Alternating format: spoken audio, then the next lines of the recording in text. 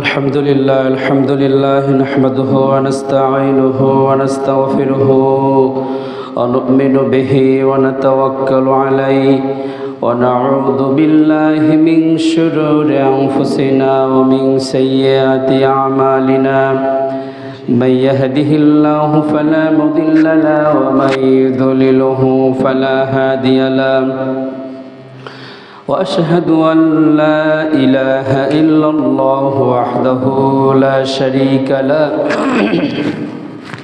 وأشهد أن محمدًا عبده ورسوله الذي أرسله بالحق بشيرا ونذيرا وداعيا إلى الله بإذنه وسراجا منيرا فقد قال الله تعالى في كلامه المجيد وفرقانه الحميد أعوذ بالله من الشيطان الرجيم بسم الله الرحمن الرحيم لا تدركه الأبصار وهو يدرك الأبصار وهو اللطيف الخبير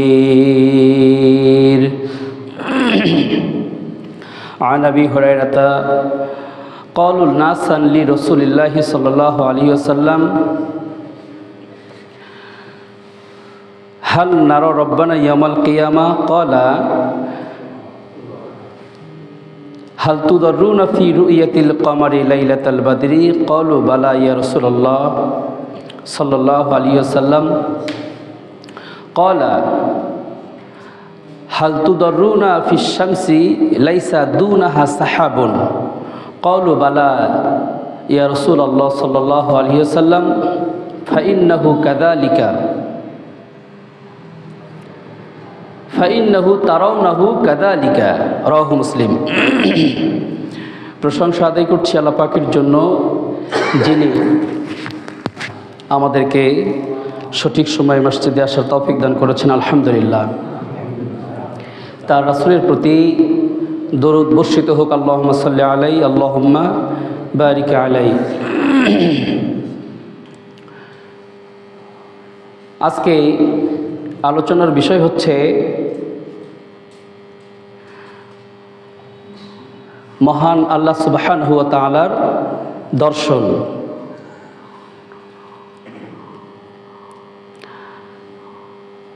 আল্লাহর গোলামরা, আল্লাহর বান্দারা কিয়ামতের দিন, মুসিবতের দিন আল্লাহ পাককে দেখতে পাবেন, জান্নাতে গিয়েও দেখতে পাবেন।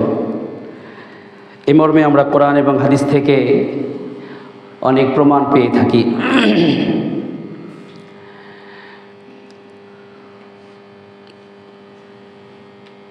মহান আল্লাহ রাব্বুল আলামিনকে দুনিয়াতে কেউ দেখতে পায়নি, দেখতে পাবেও না। দুনিয়াতে কি আল্লাহকে দেখা যায়?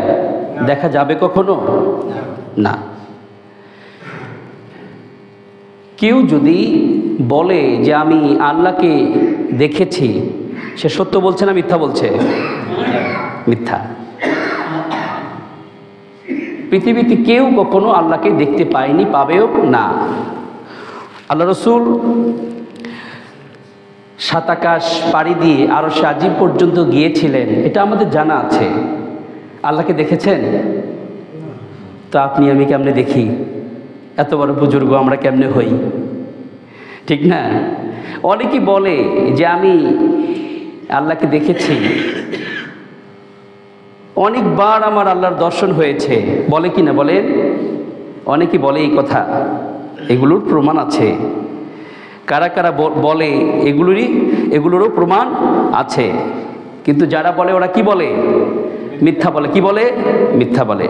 বুখারীর একটি বর্ণনা, আয়েশা রাদিয়াল্লাহু তাআলা আনহাকে বলা হয়েছিল, আয়েশা রাদিয়াল্লাহু তাআলা আনহা বলেছেন যে যে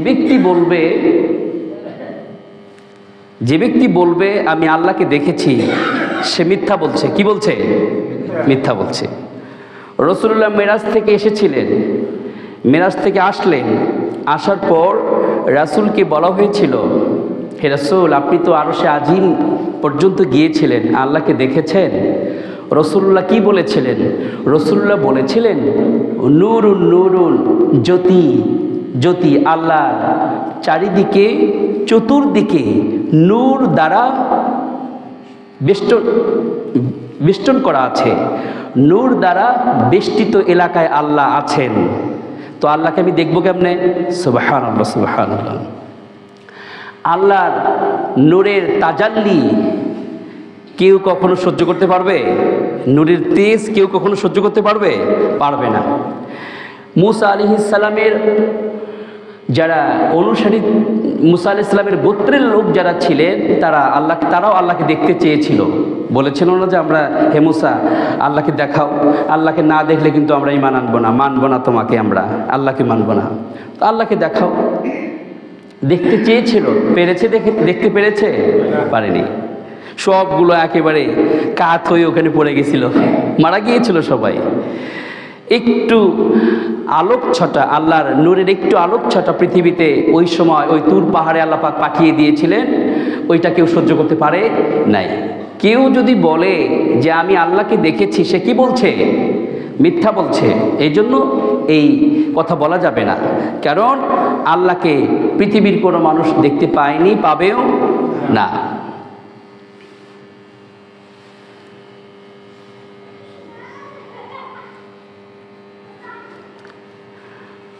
মুসলিমের একটি বর্ণনায় রাসূল সাল্লাল্লাহু আলাইহি ওয়াসাল্লামের সাহাবীরা আল্লাহ রাসূলকে বললেন যে, হান্নারা রব্বানা ইয়াউমাল কিয়ামা, হে রাসূল, আমরা কি কিয়ামতের দিন আল্লাহকে দেখতে পাবো?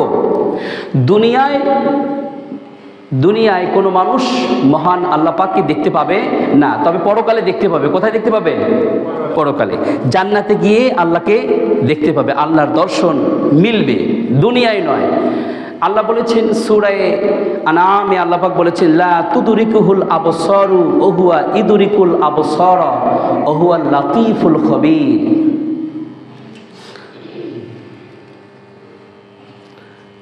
দুনিয়ার কোনো দৃষ্টিশক্তি, আল্লাহ বলছেন, পৃথিবীর কোনো দৃষ্টিশক্তি তার দৃষ্টির নাগালের মধ্যে আমাকে আনতে পারবে না। দৃষ্টির সীমার মধ্যে আমি আল্লাহকে আনতে পারবে না। আমার দৃষ্টির মধ্যে পৃথিবীবাসী আছে। সুবহানাল্লাহ, সুবহানাল্লাহ। আমি সকলকে দেখছি, সবাই আমার চোখের সামনে। কার সামনে? চোখের সামনে। সারা পৃথিবীর মানুষকে আমি দেখছি, সারা পৃথিবীর মানুষ আমার নাগালের মধ্যে আছে, দৃষ্টির নাগালের মধ্যে আছে। কিন্তু পৃথিবীর কোনো দৃষ্টিশক্তি, কোনো ব্যক্তি তার দৃষ্টিশক্তি দিয়ে আমাকে তার নাগালের মধ্যে আনতে পারবে না। এটা আল্লাহ বলেছেন সূরা আনআম 103 নম্বর আয়াত। কেউ কখনো পারবে না, পারেনি, পারবেও না, তবে পরকালে পাবে। সাহাবীগণ বললেন, হাল নারা রব্বানা ইয়াউমাল কিয়ামা, আমরা কি আমাদের প্রভুকে কিয়ামতের দিন দেখতে পাবো? রাসূলুল্লাহ, সাহাবীরা রাসূলকে প্রশ্ন করলেন, আমরা কি আমাদের প্রভুকে, আমাদের মালিককে কিয়ামতের দিন দেখতে পাবো? রাসূলুল্লাহ কি বলেছিলেন? হাল তুদররুনা ফি রুইয়াতিল কমারি লাইলাতাল বদরে। বিশ্বনবী বললেন, পূর্ণিমার চাঁদ দেখতে তোমাদের কোনো সমস্যা হয়? সাহাবীগণ বললেন, না ইয়া রাসূলুল্লাহ, পূর্ণিমার চাঁদ দেখতে আমাদের কোনো সমস্যা হয় না।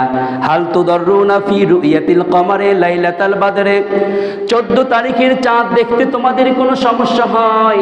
সাহাবীগণ বললেন, ইয়া রাসূলুল্লাহ, 14 তারিখের চাঁদ দেখতে কোনো মানুষের কখনো সমস্যা হয় না। সুবহানাল্লাহ, সুবহানাল্লাহ। 14 তারিখের চাঁদ যখন আকাশে ওঠে, পৃথিবীর কোনো মানুষের দেখতে কখনো সমস্যা হয় না।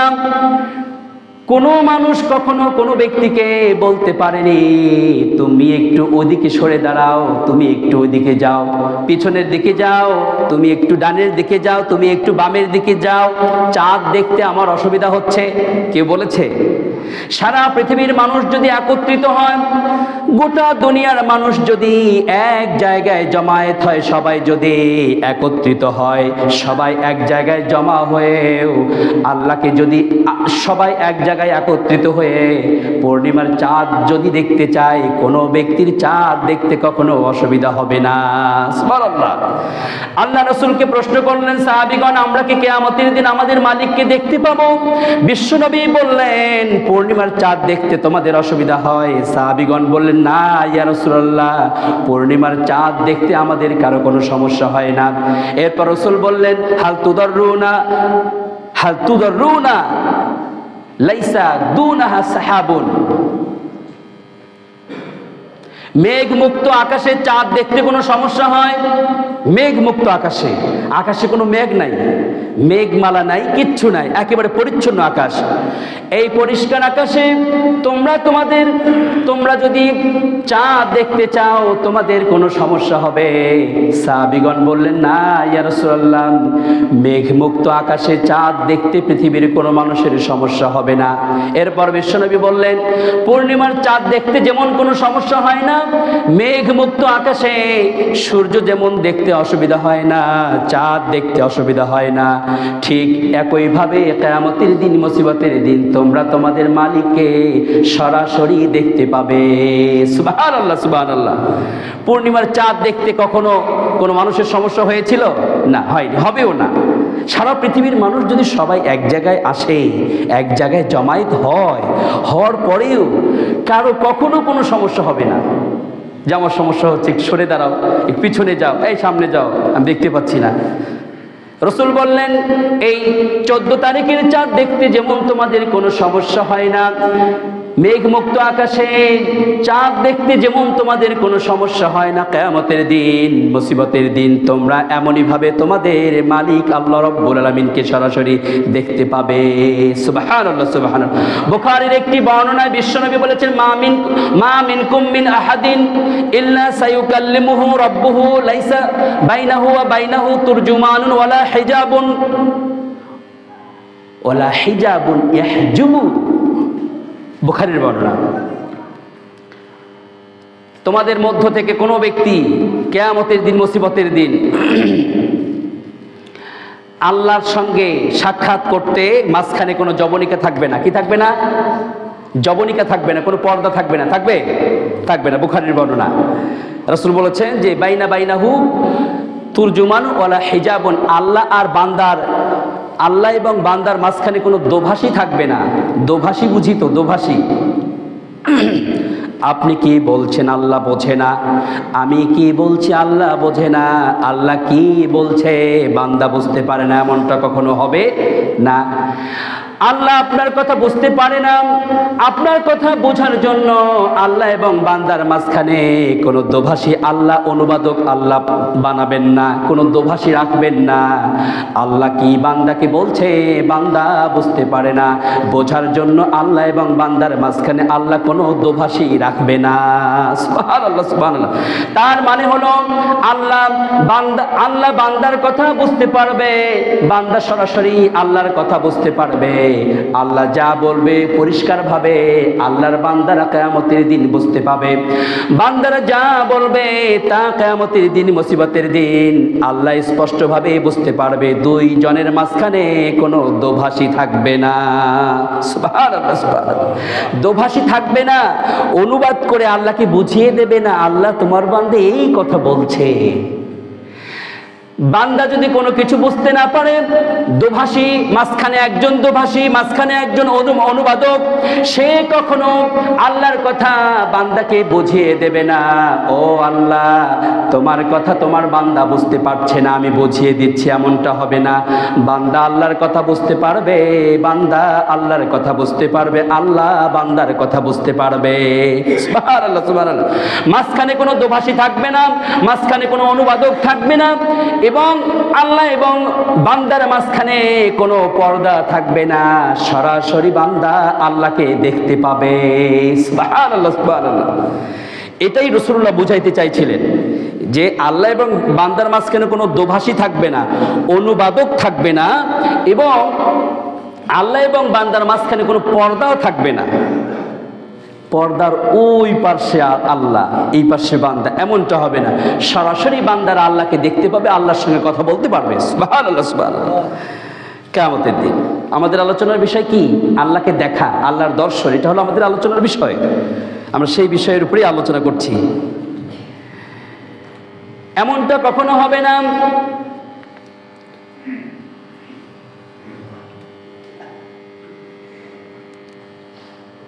আমরা একটা লম্বা একটা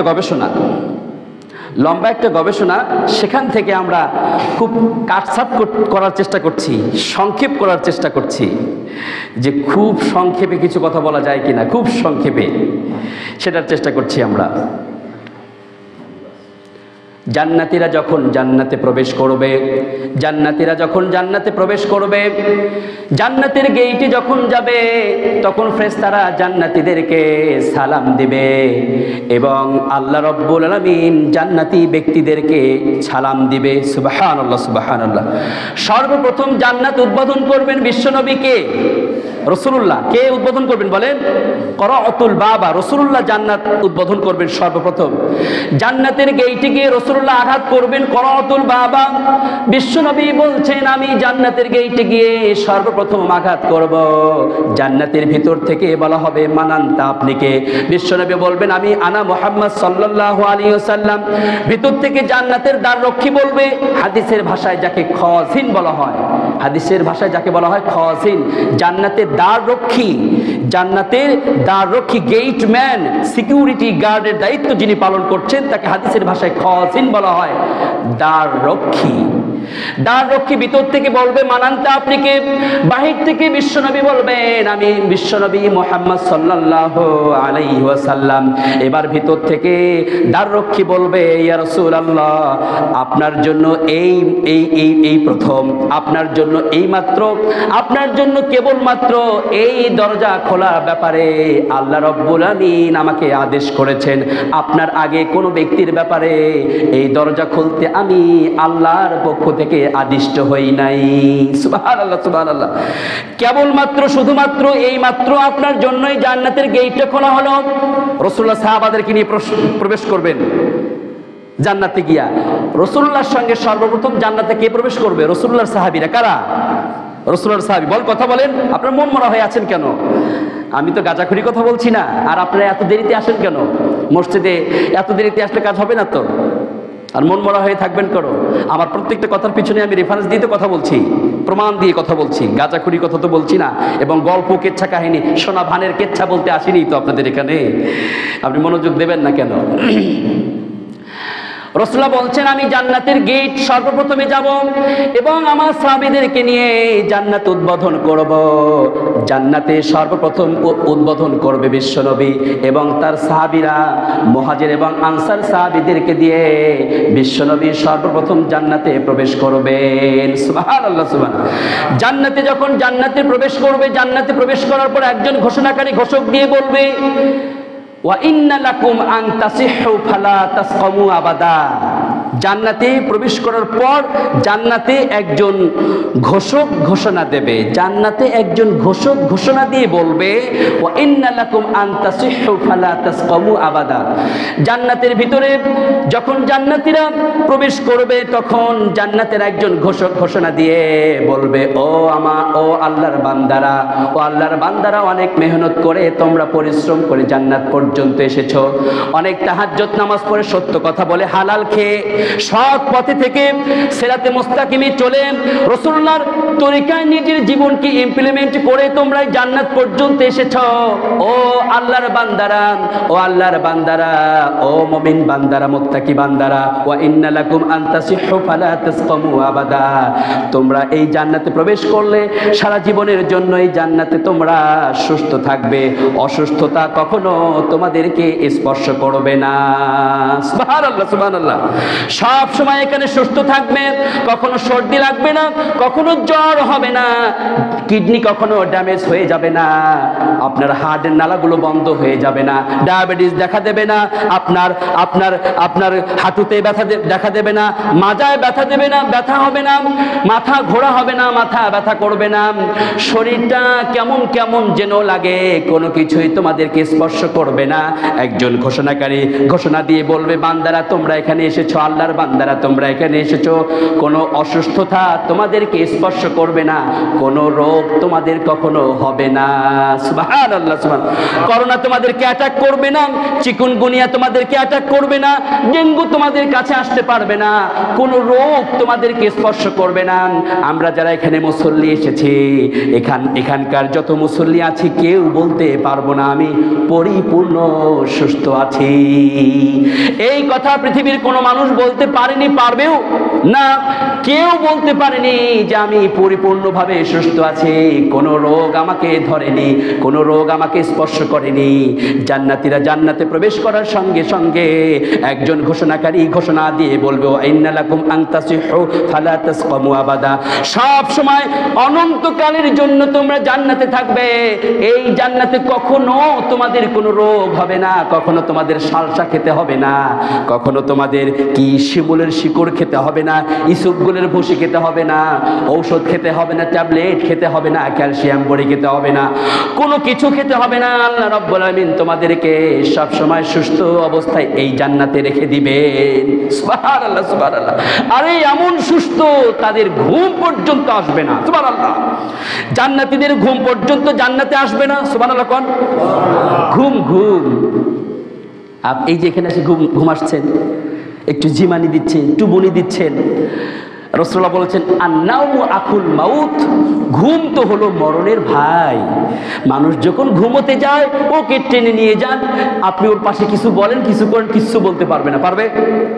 তাই রাসূলুল্লাহ বলেছেন, আন-নাওমু আখুল মাউত, ঘুম হলো মৃত্যুর ভাই, ঘুম হলো মরণের ভাই। জান্নাতীদেরকে ঘুম কখনো স্পর্শ করবে না। কে ঘুমায় না পৃথিবীতে? কে ঘুমায় না বলেন তো? কে ঘুমায় না বলেন? আল্লাহ। আল্লাহ ঘুমায় না। এই গুণটা আল্লাহ তার মেহমানদেরকে জান্নাতের মধ্যে দান করবে। সুবহানাল্লাহ। সূরা বাকারা আয়াতুল কুরসি, আয়াতুল কুরসি কি আয়াত বলেন? আয়াতুল কুরসি জানি না? জানি তো। প্রত্যেক ফরজ নামাজের পর রাসূলুল্লাহ পড়তে বলেছেন না? আমরা পড়ি তো। কি ফায়দা হবে? আরে মরণ বাধা, ফরজ নামাজের পর আয়াতুল কুরসি পড়বে, মাঝখানে শুধু মরণ বাধা, তার মানে মরলেই জান্নাত। সুবহানাল্লাহ, মরলেই জান্নাত। পড়েন তো, পড়ি তো, আমরা চেষ্টা করবেন। রাসূলুল্লাহ বলছেন আয়াতুল কুরসি পড়েন, সহিহ বর্ণনা, সবগুলো সহিহ বর্ণনা। এত বড় লম্বা লাঠি, আপনাদের ইমাম খুব লম্বা নাকি? অনেক লম্বা তো, এত লম্বা লাঠি হয় কি করে? খাটো রাখার চেষ্টা করবেন, ধরতে সুবিধা হবে। রাসূল বলেছেন শোয়ার সময় ইদা আওয়া ইলা ফিরাশিহি, বুখারীর বর্ণনা, শোয়ার সময় আয়াতুল কুরসিটা পড়ো। রাসূলুল্লাহ বলছে শোয়ার সময় আয়াতুল কুরসিটা পড়ো, সারা রাত একজন ফেরেশতা তোমার পাশে তোমাকে পাহারা দেবে। সুবহানাল্লাহ, সুবহানাল্লাহ। সারা রাত। এক মেয়ে লোক কিছুদিন আগে আমার কাছে এসে বলছে, আমি সাপ দেখেছি। কি দেখেছি? সাপ দেখেছি। সাপ দেখে আমার ভয় পেয়েছে। হুজুর আপনি একটু ফু দিয়ে দেন, দোয়া করে ফু দিয়ে দেন। আয়াতুল কুরসি পড়েন। আয়াতুল কুরসি পড়ে শোয়ার সময় কোনো ব্যক্তি যদি আয়াতুল কুরসি পড়ে ঘুমোতে যায়, বিছানায় যায়, আল্লাহ রাসূল বলেছেন সারা রাত একজন আল্লাহর পক্ষ থেকে ফেরেশতা নিযুক্ত করা হবে ওকে পাহারা দেওয়ার জন্য। সুবহানাল্লাহ, সুবহানাল্লাহ। সূরা বাকারার শেষের 2 আয়াত তেলাওয়াত করে ঘুমোতে যাবে, কোনো সাপ, কোনো বিচ্ছু তোমাকে বিছা দংশন করতে পারবে না। সূরা কাফিরুন পড়ে রাত্রে শুইতে যাবে, শিরক থেকে আল্লাহ রাব্বুল আলামিন তোমাকে মুক্ত রাখবে। সুবহানাল্লাহ, সুবহানাল্লাহ। সূরা নাস, সূরা ফালাক, সূরা ইখলাস পড়ে ঘুমোতে যাবে, কোন ব্যক্তি তোমার উপরে জাদু টোনা ব্ল্যাক ম্যাজিক করতে পারবে না। সুবহানাল্লাহ। ব্ল্যাক ম্যাজিক করতে পারবে না। তোমার মেধা নষ্ট করে দিয়েছে, তোমার মানসিকতা দুর্বল করে দিয়েছে, তোমার শক্তিকে, তোমার এনার্জিকে মারাত্মকভাবে কুপকাত করে দিয়েছে। পাশের একটি লোক জাদু করে ব্ল্যাক ম্যাজিক করে তোমাকে দুর্বল করে দিয়েছে। তুমি একজন মেধাবী ছেলে, মেধাবী ব্যক্তি ছিলে, বান মেরে তোমাকে শেষ করে দিয়ে রাসূলুল্লাহ বলেছেন আমল করো, পৃথিবীর কোনো কিছু তোমাকে বান মারতে পারবে না। সুবহানাল্লাহ। আল্লাহ রাসূল বলেছেন বুখারীর বর্ণনায় আজওয়া খেজুর খাবে প্রত্যেকদিন 7টা করে। কয়টা? 7টা আজওয়া খেজুর। সৌদি আরবের আজওয়া খেজুর প্রত্যেকদিন 7টা করে খাও, পৃথিবীর কোনো শক্তি নাই তোমাকে কুপকাত করতে পারে। সুবহানাল্লাহ সুবহানাল্লাহ। কোনো জাদু খাটবে না। রাসূল বলেছেন জাদু এমন কি তুমি যদি বিষ পান করো, বিষ কোনো পার্শ্ব প্রতিক্রিয়া দেহের মধ্যে করতে পারবে না, সৃষ্টি করতে পারবে না। সুবহানাল্লাহ। কোন আজওয়া খেজুর, আজওয়া খেজুর খাবেন, সূরা নাস ফালাক ইখলাস পড়বেন, সূরা কাফিরুন পড়বেন, সূরা বাকারার শেষের 2 আয়াত পড়বেন, আয়াতুল কুরসি পড়ে শোবেন, আপনাকে সারা রাত শয়তান থেকে নিরাপত্তা ফেরেশতা দিয়ে দিবে। সুবহানাল্লাহ সুবহানাল্লাহ। ভয় করবেন না, ফকিরের কাছে যেতে হবে না, বাবার কাছে যেতে হবে না, সুফিদের কাছে যেতে হবে না, পীরের বাড়িতে যেতে হবে না, আপনার ফকিরের বাড়িতে যেতে হবে না। বুঝ বোঝা যাকে বলে, গাইবান্ধার মানুষরা বুঝ বোঝা বলে, ওই যে ফকিরের বাড়িতে যান 40 দিন ইবাদত কবুল হবে না। কোনো ফকিরের বাড়িতে কেউ যদি যায় 40 দিন তার ইবাদত কবুল হবে না। মাথায় রাখেন কথাটা, 40 দিন ইবাদত কবুল হবে না। আমল করেন, আমল করেন, আল্লাহ আপনাকে হেফাজত করবে। হেফাজতের মালিক কে? আল্লাহ। আপনি আমল করেন। আল্লাহ রাব্বুল আলামিন আয়াতুল কুরসির মধ্যে বলেছেন লা তাখুযুহু সিনাতু ওয়ালা নাওম। বান্দা, আমার অনেকগুলো গুণ আছে, তার মধ্যে সর্বশ্রেষ্ঠ গুণ হলো আমার ঘুম তো আসে না, ঝিমানি পর্যন্ত আমার মধ্যে কখনো আসে না। সুবহানাল্লাহ সুবহানাল্লাহ। ওই আয়াতুল কুরসির মধ্যে আল্লাহ পাক বলেছেন লা তাখুযুহু সিনাতু ওয়ালা নাওম। বান্দা, ঘুম তো আমার আসে না, এমন কি ঝিমানি পর্যন্ত আমার মধ্যে আসে না। সুবহানাল্লাহ।